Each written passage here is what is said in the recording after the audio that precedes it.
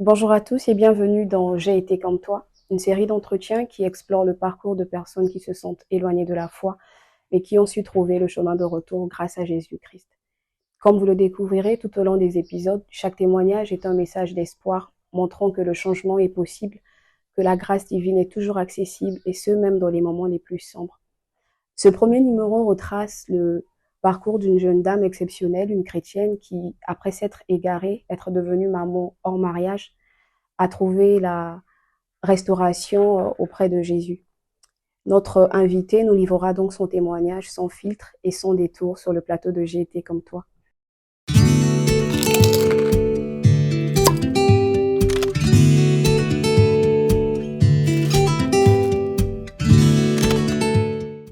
Célina Mindou, sois la bienvenue. Merci Dana. C'est vraiment un plaisir de te recevoir pour ce tout premier numéro. Je suis contente aussi d'être là, de partager aussi mon histoire qui, j'espère, fera du bien aussi à beaucoup de personnes. Gloire à Dieu, je l'espère également et je n'en ai aucun doute. Alors d'abord, qui est Célina Mindou? Pourrais-tu te présenter à ceux qui ne te connaissent pas, qui est la servante de Dieu, Célina Mindou, nous parler un peu de toi, de Ok. ton enfance? Est-ce que tu es issue d'une famille chrétienne Mhm. ou quelle était ton histoire avant la période qui concerne le témoignage de ce jour? Ok. Alors, Célina Mindou, pour me présenter, bon, il n'y a pas forcément grand-chose à dire. Je suis gabonaise, j'ai 27 ans, maman d'un petit garçon. Je suis chrétienne, je suis née dans une famille chrétienne. Bon, on allait à l'église et il n'y avait pas forcément une implication particulière au niveau de l'église, mais voilà, tous les dimanches on s'y rendait. Et voilà, grandi un peu dans ce cadre-là. J'allais à l'école, j'ai une sœur et deux frères jumeaux. Donc voilà, ça a été une petite vie tranquille avec papa, maman, et voilà.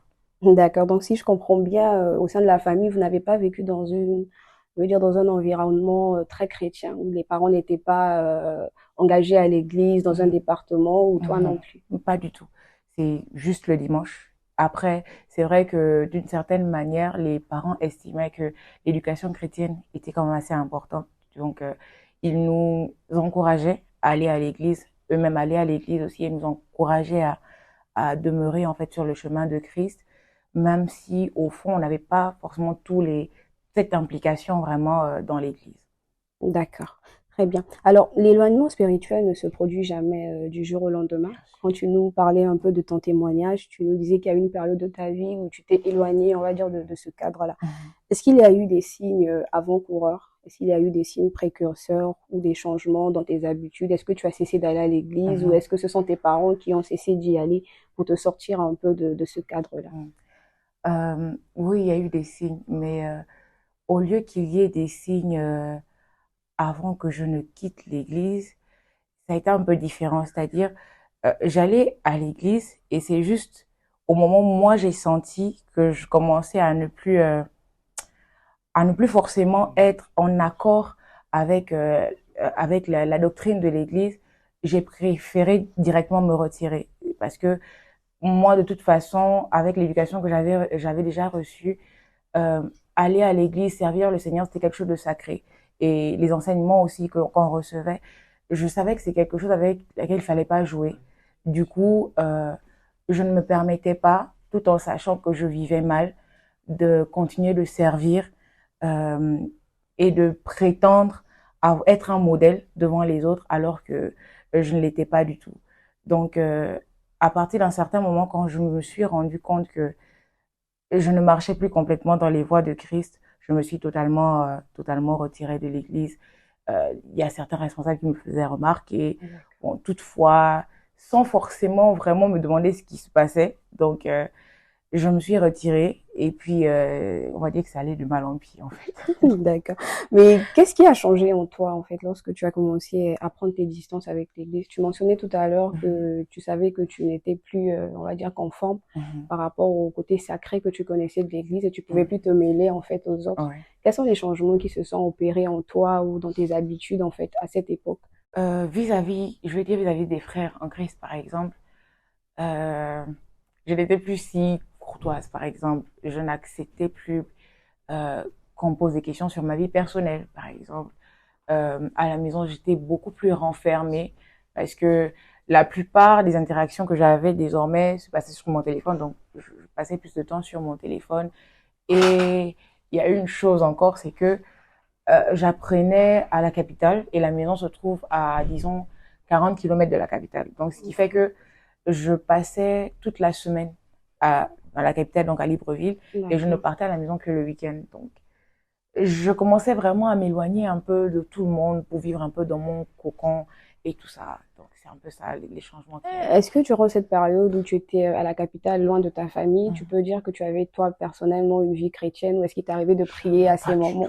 Ou c'était simplement le week-end quand tu revenais en famille que tu te rendais à l'église? Même quand je revenais le week-end, là, après, je suis un peu en train d'avancer, mais c'est l'une des choses que mon père m'a dit, c'est que dès l'instant où il a constaté que je n'allais plus à l'église, il s'est rendu compte qu'il y a quelque chose qui n'allait pas du tout. Que je mettais plus le pied à l'église, je côtoyais plus les frères de l'église, totalement en fait. Et j'avais même à un moment donné commencé à avoir un esprit critique, c'est-à-dire tellement moi j'étais pas conforme à la parole de Dieu, j'essayais à chaque fois de trouver des bêtes sur la tête des autres en fait. Donc je voulais forcément essayer de me justifier, ah moi je fais ça mais lui aussi il fait ça. Donc on est tous pareils, on est tous pécheurs en fait. Très bien, très bien. Je pense que même nos spectateurs peuvent comprendre ou même s'identifier à toi dans cette partie de ta vie. Mais comme on peut le savoir, l'éloignement de la foi, il peut entraîner des conséquences douloureuses en fait. Durant cette période de ta vie, quels sont concrètement tous ces éléments auxquels tu as été confronté? Peut-être les déceptions, les blessures, ou as-tu à un moment donné ressenti ce sentiment-là d'être piégé par rapport à cette vie que tu menais? Ou jusqu'à quel niveau tu as été, en fait, lorsque tu t'es retrouvé loin du chemin de Dieu? Alors, on va dire, au départ, quand ça commence, fornication, impudicité et tout ça, c'est encore un peu dans ma tête, un peu normal parce que c'est un peu le quotidien des jeunes filles. C'est encore un peu, ça va. Mais ça commence à devenir un peu plus sérieux quand je tombe enceinte. Quand je tombe enceinte, je commence à me rendre compte que, ah, là, ça devient grave avec euh, la réaction des parents, la réaction de l'entourage, de l'église. Je me dis comment est-ce que je vais gérer, comment est-ce que je vais gérer tout ça. Du coup, là vraiment, je me suis dit, est-ce que je vais m'en sortir? Est-ce que je vais vraiment pouvoir arriver à me réaliser encore en tant que femme, en tant que jeune fille? Est-ce que je vais arriver encore à trouver le respect des autres et tout ça? Donc, quand on commence là, je tombe enceinte, il y a la déception des parents. Au fur et à mesure que j'avance, je perçois beaucoup plus des comportements dépressifs, des attitudes où je me dis, intérieurement, c'est comme si j'entends une voix qui me dit, jeune fille, il faut vivre ta vie comme tu vis là, parce que c'est sûr, tu vas aller en enfer. C'était vraiment ça que je percevais à chaque fois.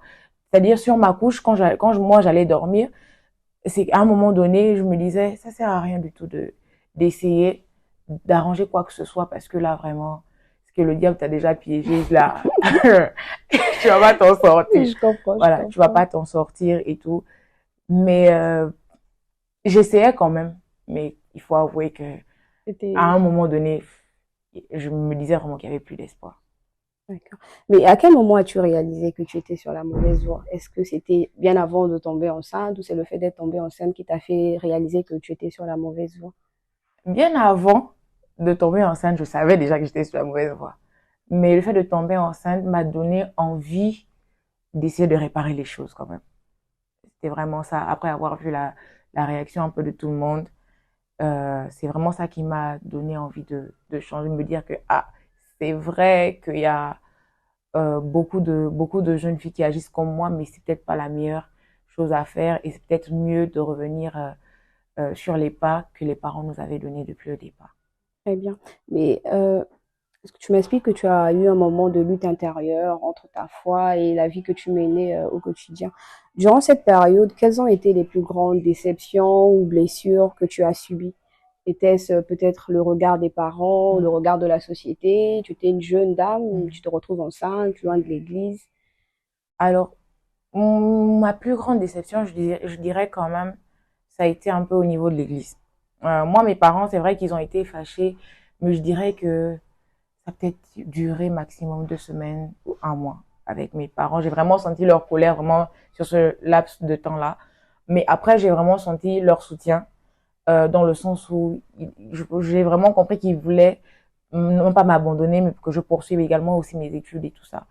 Mais au niveau de l'église, déjà dès le départ, il n'y avait pas forcément un certain suivi. Il n'y avait pas un certain suivi parce que souvent je me dis peut-être que s'il y avait un certain suivi, il y a peut-être un certain stade que j'aurais pas atteint. Donc, et quand ils découvrent que je suis enceinte, je me souviens une fois, j'ai posté une photo sur mon statut et l'une des responsables m'écrit pour me dire, elle me dit même pas bonjour, elle me dit juste, tu es enceinte? Je dis oui, je suis enceinte. Et puis, la conversation s'est arrêtée là. Plus tard, je pense que j'étais au 9e mois de grossesse et je commençais à m'inquiéter parce que j'étais pris mi-part et puis je me disais 9e mois de grossesse, que je vais pas atteindre 10 mois. Ça commençait à m'inquiéter. Et puis je me suis dit à un moment donné, peut-être que Dieu est fâché contre moi et tout ça. Il faut que je retourne à l'église. Donc, je repars à l'église, donc le dimanche. Quand j'arrive, il y a tous les regards déjà. Donc, déjà que je suis à 9 mois, donc il y a ma vessie qui se, voilà, gros ventre, il y a ma vessie qui se remplit assez vite, il faut que j'aille aux toilettes. Donc, je reste derrière. Je m'assois derrière et à la fin du culte, il y a certains qui viennent quand même, Céline, comment tu vas et tout ça. Je vois les mamans de l'église. Et des visages. Je vois les mamans de l'église là. C'est-à-dire, on vient même pas me dire bonjour dans ton regard, en fait. Tu vois le regard qui, voilà. Et puis, j'avais eu à cœur de voir mon responsable de la jeunesse et je l'attendais à la fin du culte. Je suis allée le voir, je lui ai dit que je voulais parler avec lui. Il m'a dit, ok, patiente un moment. Je patiente. Après, quand je le vois, il me dit, oui, qu'est-ce que tu veux? Je dis, ah, bon, voilà, j'ai fait certaines choses qui n'étaient pas conformes à la volonté de Dieu, vraiment au chemin de Christ. Et je reviens, en fait, parce que j'ai vraiment envie de faire les choses conformément à ce que Dieu veut, en fait. Et là, il me dit, si tu voulais vraiment faire les choses conformément à ce que Dieu voulait, tu ne te retrouverais pas là. Franchement, ça a été la phrase, oui, mais j'ai dit que je revenais, en fait. C'est que là, en ce moment, déjà, j'ai pris tout mon courage pour venir là. C'est pas la phrase vraiment que j'espérais entendre. Donc, j'ai déballé tout ce que j'avais à déballer et tout. Et puis, il m'a dit, OK, de toutes les façons, là, la responsable m'avait déjà dit que tu étais enceinte et tout ça. Même moi, je te cherchais et tout. Et au fond du cœur, je me disais, tu me cherchais, alors que lorsque je suis arrivée dans l'église, on avait fait un repas, parce que généralement, ce qu'on fait, on avait fait un repas où on avait invité toute la jeunesse à la maison pour que non seulement mes parents voient qui sont les membres de la jeunesse et qui est le responsable. Donc, ils connaissaient tous chez moi. Ils sont pas venus. Ils sont pas venus me voir. Ils sont pas venus rendre visite. Je dis, pourtant, ils savaient où j'étais, mais il n'y a pas eu de visite. Ça a été un peu le coup de blues de l'histoire niveau église quand même. J'aimerais comprendre quelque chose. Combien de temps a duré ta période d'éloignement jusqu'à ce que tu tombes enceinte, en fait? Combien de temps ça a pris? Alors, la période d'éloignement, je veux dire, j'étais en première année quand j'ai eu cette relation. Donc, je tombe enceinte à partir de la 2e année. On va dire, c'est pratiquement 1 an. Donc, durant cette période, il n'y a pas eu de démarche de la part de tes responsables de la jeunesse, de la part d'un membre de l'église pour prendre de tes nouvelles ou pour t'évangéliser en espérant te ramener sur le droit chemin. Même pas quelqu'un qui est venu me dire à un moment donné, ouais, on te voit pas à l'église. Sauf les moments où moi-même je me rendais à l'église. C'est là où on te dit, ah, mais on te voit plus. Qu'est-ce que tu as? Pourquoi tu viens pas à l'église? Mais il n'y a pas eu quelqu'un particulièrement qui s'est rapproché pour me dire, oh, c'est pas, on te voit pas, et puis c'est pas bon, qu'est-ce qui se passe? Est-ce que tu veux parler de quelque chose et tout? Il n'y a pas eu ce rapprochement. Comment as-tu vécu, je veux dire, ce désintérêt, en fait, ce désintéressement qui est manifesté, en fait, durant la période où tu t'es éloignée, comment tu l'as vécu? Et à vrai dire, déjà que quand ils se sont pas intéressés à l'histoire, ça m'a poussé à avoir un désintérêt total, non seulement de l'église en elle-même, donc l'endroit où je priais et des personnes. Donc je me suis dit, bon, il n'y a pas d'attachement. S'ils sont pas venus me voir, c'est qu'il n'y a pas d'attachement. J'ai pas d'attachement également à avoir vis-à-vis d'eux. Donc je peux faire ce que je vivais comme je vivais. Je les croisais, on se saluait de loin. C'est tout, quoi. Et quand tu as eu le déclic de pouvoir revenir à l'église et qu'ils n'ont pas manifesté, je veux dire forcément, je veux dire cette compassion ou cette empathie à ton égard, en fait, quel a été le sentiment que t'as éprouvé, en fait? Qu'est-ce que cela t'a fait? En fait, c'est une deuxième fois, on te tourne le dos, en fait. La première fois, ils n'ont pas été là pour toi, pour te ramener dans la maison. Et la deuxième fois, tu fais l'effort de revenir, personne ne te tend la main. Comment tu l'as vécu à cette période? Bon, toujours, parce que je me disais juste, c'est la continuité, hein. C'est la continuité de ce qui était déjà au départ. S'ils l'ont pas fait au début, ils vont pas le faire à la fin. Mais heureusement, je me suis pas arrêtée là-dessus parce que je pense que si je m'étais arrêtée là-dessus, c'est sûr que j'aurais même plus jamais mis pied dans cette église, ce qui est sûr. Mais après ça, je pense qu'à un moment donné, le Seigneur a vraiment mis une façon de banaliser et d'essayer de penser d'abord à moi et à ma relation avec le Seigneur. Donc, ce qui fait que bon, j'y allais, j'avais pas particulièrement de la rancœur ou de la frustration à leur égard, mais je ne voulais pas non plus avoir certaines proximités aussi avec eux, quoi. Voilà. D'accord. On va parler un peu de la période où tu décides, vraiment, tu fais le premier pas, voilà, de revenir à l'église, malgré que tes responsables de la jeunesse ne t'aient pas encouragé ou, voilà. Quelle a été la décision, en fait, qui t'a fait tenir ferme, en fait? Okay. Quel a été ce déclic? Était-ce une révélation du Seigneur, un songe, une vision, une parole, un chant? Qu'est-ce qui a été ce leitmotiv-là, en fait, qui t'a permis d'aller jusqu'au bout et de persister afin de vouloir renouer ta relation avec le Seigneur? Ok. Au départ, il faut dire que ma relation avec ma sœur a été quand même d'un grand secours parce qu'on a reçu la même éducation et voir qu'elle tenait encore dans sa foi chrétienne aussi, ça a quand même été quelque chose. Et j'avais également des amis qui, malgré le fait que moi j'étais tombée, voilà, qui savaient un peu tout ce qui s'était passé, n'ont pas pour autant abandonné, voilà. Et j'ai fait la rencontre, après mon accouchement, je repars à l'université, j'ai fait la rencontre d'une jeune fille qui m'a vraiment aidée. On était dans la même salle et elle était vraiment fervente chrétienne, vraiment. Oh là là, on arrive le matin en classe, si elle dit on va prier, elle se lève et on prie pour tout le monde, même si les personnes qui ne connaissaient pas le Seigneur dans la salle boudaient, c'était pas son problème. Elle avait vraiment ce zèle-là et en plus studieuse, donc déjà de base j'aime les personnes qui travaillent bien à l'école, donc ça faisait que je m'attache à elle et le fait qu'elle me parle de Christ, ça m'a vraiment donné envie de renouer en fait avec le Seigneur.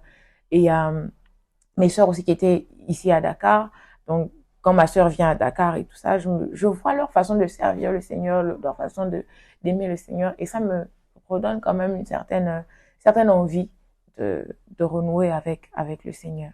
D'accord, on dit gloire à Dieu quand on voit les résultats que cela peut produire aujourd'hui. Mais le retour à la foi est un processus de reconstruction, c'est vraiment un nouveau départ, quelque chose qui peut prendre du temps en fait. Quels ont été les premiers pas dans ta restauration spirituelle? Ok. Les premiers pas, il faut dire qu'ils sont quand même illusoires. Je m'explique. C'est que je discute avec une de mes sœurs qui était ici et on préparait mon voyage pour Dakar. Donc, de toutes les façons, quand j'étais au Gabon et que j'avais déjà cette envie de revenir au Seigneur, quand je m'endormais, je ne pouvais plus prier. Franchement, je me trouvais tellement sale, je me trouvais tellement pas présentable devant le Seigneur.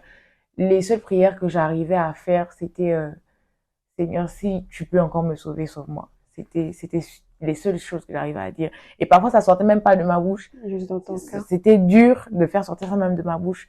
Je le disais juste dans mon cœur, Seigneur, vraiment, je ne peux pas par moi-même. Franchement. Mais si tu peux me sauver, sauve-moi.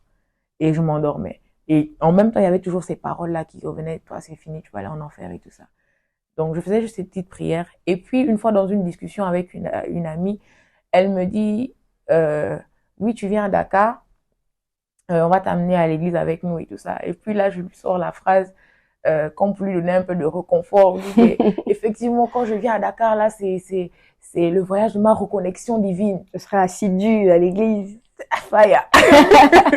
Vraiment, je lui dis ça. Mais tu vois, quand tu discutes avec quelqu'un qui tu sais, et elle est ferme dans sa relation avec le Seigneur, tu veux lui donner, voilà, cette impression que toi, si tu veux revenir, ça a été ça juste. Et puis, voilà, je viens à Dakar. Quand je viens à Dakar, il faut dire que vraiment le Seigneur, il est bon. Hein. Je passe mon premier culte au temple évangélique Et là, en fait, pendant le moment d'adoration, il faut dire que j'adore comme une personne qui n'a jamais péché. C'est-à-dire, les chants, je les connaissais pas particulièrement, mais je me souviendrai toujours de ce chant-là, que le chanteur avait chanté, c'est Tu es merveilleux, tu es merveilleux. Je me souviendrai toujours de ce chant-là. Ça m'a fait entrer dans une sorte d'adoration. C'est vrai qu'aujourd'hui j'adore, mais je me souviendrai toujours de ce moment d'adoration-là, en fait. C'était quelque chose de particulier. C'était particulier, en fait. J'avais plus jamais revu ça. Faisait tellement longtemps que j'avais senti la présence de Dieu de cette façon que je me suis dit, non seulement j'ai trouvé mon église, mais en plus, j'ai compris que je ne dois plus m'éloigner, en fait. J'ai senti que c'est la main que le Seigneur me tendait pour, euh, pour revenir à lui. Donc, durant la période, en fait, où tu es revenu au Seigneur jusqu'à ton voyage au Sénégal, tu as déjà eu ton enfant, en fait. Est-ce qu'il y a eu Mhm. une période vraiment où on va dire, tu as fait une rechute, où tu es retourné vers le monde, où il y a eu quelque chose qui t'a fait douter, en fait, de vouloir persévérer dans cette lancée? Mhm. Retourner, non, mais des moments de doute, oui. C'est-à-dire, à un moment donné, quand je viens à Dakar, déjà que j'ai laissé mon fils, euh, j'ai laissé mon fils au Gabon, je commence à me dire, est-ce que j'ai bien fait de tout plaquer d'un seul coup? Est-ce que j'ai bien fait de tout laisser tomber? Et véritablement, je pense que à ce moment-là, j'ai cultivé tellement de temps avec le Seigneur, autant dans les programmes de l'église, vraiment, je participais aux quinzaines. En fait, j'avais vraiment besoin de ces temps de communion-là. J'ai participé au temps de quinzaine, j'ai participé au, au culte de jeunesse et même à la maison avec mes sœurs. Ce qui fait que je crois que le Saint-Esprit avait déjà mis en moi ce goût de sa présence qui faisait que je n'avais plus envie vraiment de repartir dans quelque chose qui allait encore qui allait m'éloigner de lui. Donc j'ai eu ces moments de doute où je me disais, est-ce que est-ce que je peux pas repartir? Est-ce que je peux pas essayer de changer quelques éléments pour que ça s'accommode à la nouvelle vie que je vais mener et tout. Mais moi, je n'ai pas la capacité de changer les hommes. Donc, éventuellement, ça a sonné que c'était impossible. Et puis, voilà, j'ai continué dans la marche avec le Seigneur. D'accord. Durant ce processus de reconstruction, on peut dire qu'il y a des moments de faiblesse ou encore de tentation qui sont inévitables, en Oui, fait. ça, c'est Comment tu as bien. réussi à les surmonter? Ou le fait d'être venu sur Dakar, ça t'a épargné, en fait, de cet Effectivement. environnement-là? Est-ce que c'est Effectivement. le voyage sur Dakar qui a été salutaire pour toi, pour un Mhm. peu te préserver, ou même étant à Dakar, tu as fait face à toutes ces situations de tentation? En réalité, au fur et à mesure qu'on avance, je me rends compte que la phrase que j'avais sortie n'était peut-être pas si illusoire que ça, en fait. Parce que quand je dis que ce sera la terre de ma reconnexion divine, mais ça a été vraiment ça. Et je pense que si ça avait été au Gabon, peut-être que je n'aurais pas été Jusqu'au bout. jusque-là, en fait. Si j'avais été au Gabon. Je pense vraiment que Dakar, ça a vraiment été l'endroit parfait pour pouvoir reconstruire, rebâtir avec le Seigneur. Et l'autre chose, ça a été que je n'étais pas seule. Donc, je vivais avec mes sœurs. Je crois que c'est quand même important aussi lorsqu'on a ce background-là de reconnaître que on n'est pas des robots spirituels. Ah oui. On est déjà tombé une fois et qui a bu boira. Donc, il faut se mettre dans des conditions où on peut plus repartir, ou du moins, ce sera difficile vraiment de repartir. Donc, moi, j'ai toujours eu cet environnement avec mes sœurs. Donc, ça a été vraiment difficile de repartir. Et donc, quelles sont les disciplines spirituelles, bon, si tu en as eu, Mhm. quelles sont les disciplines spirituelles que tu t'es imposées toi-même, en fait, pour ne plus retourner? Alors, ça a été, bon, un peu de base, hein, au niveau de ce que je regardais, au niveau de ce que j'écoutais, parce que j'écoutais déjà beaucoup de la musique du monde, je regardais tout genre je regardais tout genre de films, donc il y a pas mal de disciplines, non seulement au niveau de ce que je regardais, au niveau de ce que j'entendais, au niveau de qui je côtoyais aussi. Énormément, vraiment, le grand T'as fait le ménage, ménage dans ça a ton... vraiment été de qui je côtoyais. Euh, qu'on le veuille ou pas, les mauvaises compagnies corrompent les bonnes mœurs. Comme le dit la Bible. C'est très important de faire le ménage autour de soi, surtout Effectivement, quand on veut prendre un effectivement. nouveau départ. Mais il y a une étape importante, je pense, dans ce processus de reconstruction, sinon de reconnexion avec le Seigneur, c'est Mm, l'étape du pardon, en fait. mm, Parce que la Bible déclare même que lorsque nous devons venir devant le Seigneur, lui présenter nos offrandes, que si nous avons des petits soucis avec des personnes qui nous sont proches, de régler d'abord avant de pouvoir offrir notre offrande au Seigneur. Est-ce que tu as eu du mal à pardonner à ceux qui t'ont blessé durant ta période d'éloignement? C'est responsable de l'Église ou peut-être des personnes de ton entourage qui ont émis des critiques, des jugements en fait sur ta personne durant cette période. Et là, en parlant des responsables, je me souviens que lorsque j'arrive à Dakar, j'ai demandé ma lettre de recommandation. Et mon responsable m'a dit, tu veux une lettre de recommandation, mais toi, tu as disparu, tu veux quelle lettre de recommandation? Tu recommandais sur quelle base? Sur quelle base? J'ai dit, mais je suis là, mais c'est vous qui venez pas me voir, mais sinon, moi, je suis là. Il m'a dit, tu es là, ou mais vous connaissez chez moi. Et puis, pour la lettre de recommandation, il m'a dit, qu'est-ce que tu veux qu'on mette dans ta lettre de recommandation? Franchement, je voulais pas venir à Dakar en cachant des choses. J'aurais dit, mettez tout ce qu'il y a à mettre à l'intérieur. Et je sais que cette lettre de recommandation, je l'ai pas lue, mais je sais que cette lettre de recommandation a eu des trucs pas bien à l'intérieur parce que quand j'arrive, le responsable du groupe de louanges, qui était le secrétaire à l'époque de l'église, je lui ai demandé, est-ce que vous avez reçu ma lettre de recommandation? Il me dit, oui, on l'a reçue. Est-ce que tu veux qu'on lise devant le peuple? J'ai dit, c'est à vous de décider. On l'a jamais lu. Et donc, tu n'as jamais su je sais pas ce qui est écrit dans ma lettre de recommandation, si elle existe encore. Je sais pas ce qui est dedans, ce qui a été mis à l'intérieur. Mais en tout cas, en demandant ma lettre de recommandation, c'était quand même, j'ai quand même dû forcer pour avoir cette lettre de recommandation là.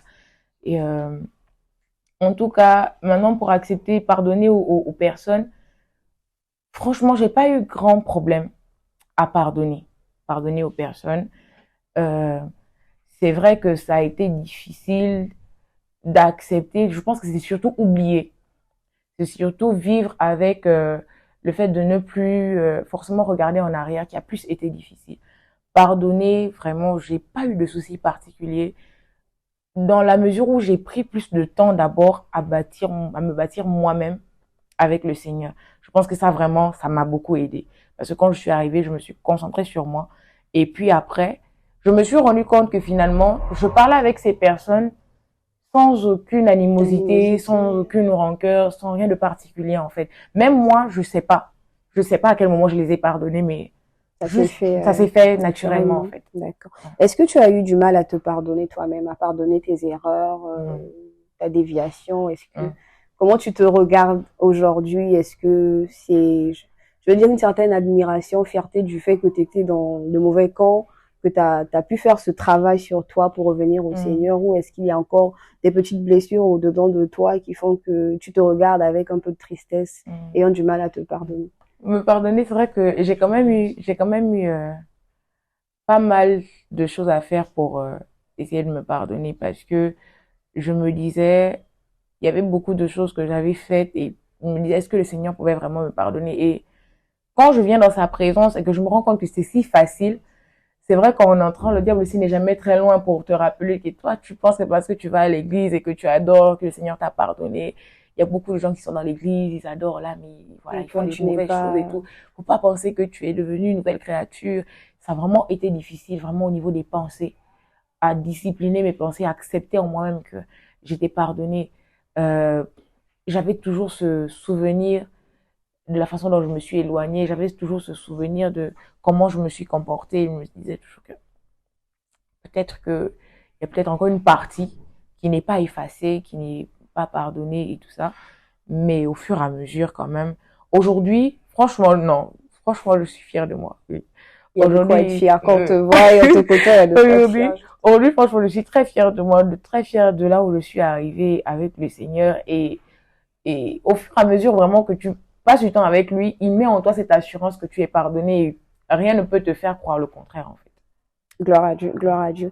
Et pour finir, malheureusement, c'est déjà la fin.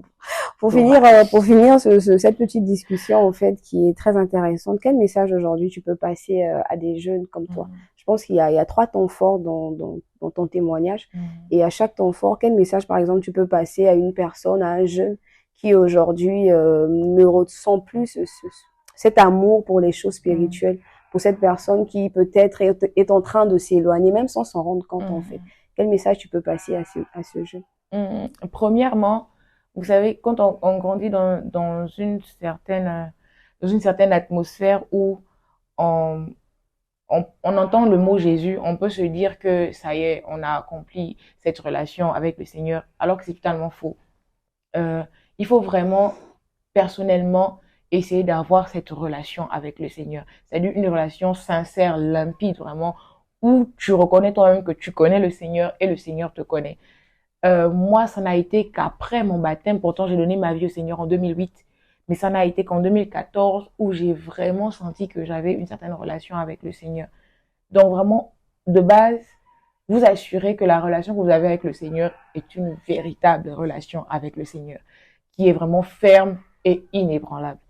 Et pour les pour les personnes qui, en ce moment, se retrouvent dans des moments de chute, alors ces moments-là sont extrêmement difficiles. C'est vraiment extrêmement troublant parce que le diable est tellement manipulateur, est tellement subtil qu'il passe par des moindres choses pour nous faire comprendre que de l'état où nous sommes, on ne peut plus s'en sortir. Moi, ça a été vraiment par ces pensées violentes où on me disait, j'entendais clairement que moi, je ne pouvais plus être sauvée, je ne pouvais plus revenir à Christ. J'avais déjà tombé tellement dans la pornographie, dans la publicité, la fornication. Pour moi, oh là là, c'était plus possible. Mais il y a toujours, il faut comprendre qu'il y a toujours la main du Seigneur qui est toujours tendue vers nous. C'est pas que lui, il s'est éloigné, c'est que nous avons tourné le dos. Amen. Et il suffit en fait de revenir pour se rendre compte que sa main est tendue et il attend simplement que nous également on fasse le petit pas pour nous récupérer. Moi, aujourd'hui, je me dis, j'ai vraiment bénéficié d'une grâce imméritée. Parce que après ce culte, je me demande qu'est-ce que j'ai réellement fait pour me retrouver là aujourd'hui à partager mon témoignage. Je ne vois pas, je ne comprends pas. Il y a beaucoup de choses, franchement, que je ne comprends pas. Je ne comprends pas l'amour de Dieu à mon égard.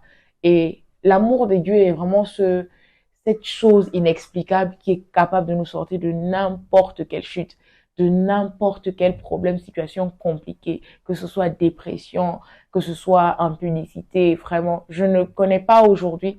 C'est vrai que j'ai pas tout traversé, mais je ne connais pas aujourd'hui une situation qui ne peut pas être brisée par l'amour de Dieu. Amen, amen, amen. C'était non seulement un message pour ceux qui sont en train de s'éloigner, mais pour ceux aussi qui se retrouvent déjà dans une vie remplie de vices et tout. Et quel message aujourd'hui tu peux passer à une personne qui a réussi en fait à traverser tout ça, qui a ressenti l'appel du Seigneur, qui a eu ce déclic pour se dire c'en est assez, je m'en vais retourner dans les bras de mon père, mais qui doit faire face encore au regard des autres, au quand dira-t-on, quand les gens connaîtront mon histoire, quand ils sauront ce que j'ai fait. Je viens dans l'église, j'ai l'impression que tout le monde me dévisage. Ou voilà. Quel message tu peux passer à cette personne qui va rebâtir sa relation avec le Seigneur face aux tentations auxquelles elle pourra faire l'objet, face à toutes ces situations qu'elle devra surmonter pour persévérer en fait. Quel message tu peux adresser à ces personnes? Alors, le message que je peux donner, c'est que cette relation n'est pas une relation entre toi, les hommes et Dieu. C'est une relation entre toi et Dieu. Et c'est lui qui dépose une parole sur ta vie. Le Dieu qui donne une mission, forcément, donne également la provision pour accomplir la mission. Et malheureusement, le diable également passe par le regard des autres, le jugement des autres, pour parfois éteindre certaines destinées. Moi, ce que j'ai envie de dire à quelqu'un aujourd'hui qui a déjà réussi à passer ce cap, c'est tu as déjà réussi à passer le plus dur. Donc vraiment, ne laisse pas cette petite chose-là encore t'affaiblir ou te maintenir dans une situation où le Seigneur ne te veut plus. Si le Seigneur t'a donné une mission, c'est qu'il lui-même déjà s'est chargé de te pardonner, de te sanctifier, de te purifier. Et s'il estime que il te donne cette mission, c'est parce qu'il estime que tu es capable de l'accomplir. Alors le regard des gens ne devrait pas t'empêcher vraiment d'accomplir ce que le Seigneur te demande d'accomplir. Amen. J'aime beaucoup ce que tu dis. Et maintenant, j'ai à cœur que nous puissions, que tu puisses élever ta voix pour prier pour toutes ces personnes par rapport à ton témoignage. Vraiment, sens-toi inspiré par le Seigneur pour les recommander. Alors, nous prions. Père, je te bénis et je te rends grâce parce que tu es le Seigneur qui rebâtit nos vies.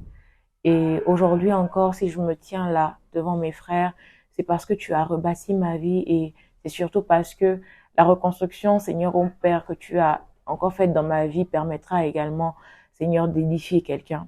Je prie alors pour quelqu'un qui se retrouve dans une situation difficile, dans une situation où il est éloigné de toi, où il peine à entendre ta voix, une situation où tout porte à croire que il ne peut plus être sauvé. Je prie pour celui-là qui n'a même plus de force pour élever sa voix vers toi.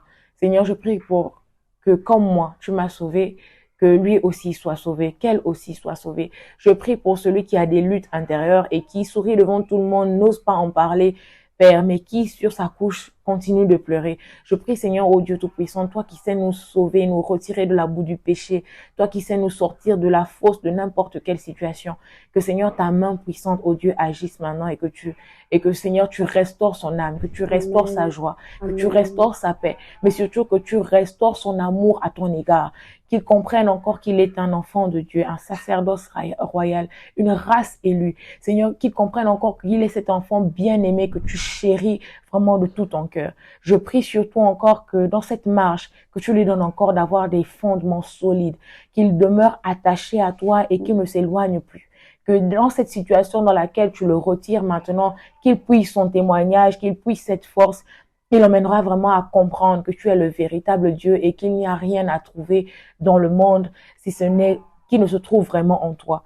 Je Amen. prie au nom de Jésus pour cette personne qui maintenant a peur du regard des gens. Je prie que tu lui donnes encore le courage et que en lui résonne encore cette phrase que tu as donnée à Gédéon, je suis avec toi. Et que cette phrase, Seigneur Père, oh mon Dieu, l'assurance, Seigneur, de ta présence avec lui, avec elle, Seigneur, oh Père, ne quitte jamais, Seigneur, son cœur, au nom puissant de Jésus. Amen. Amen. Amen. Amen. Merci beaucoup. En tout cas, merci beaucoup pour ton témoignage, très édifiant, très poignant. Merci pour le courage dont tu as fait preuve pour pouvoir nous en faire part aujourd'hui.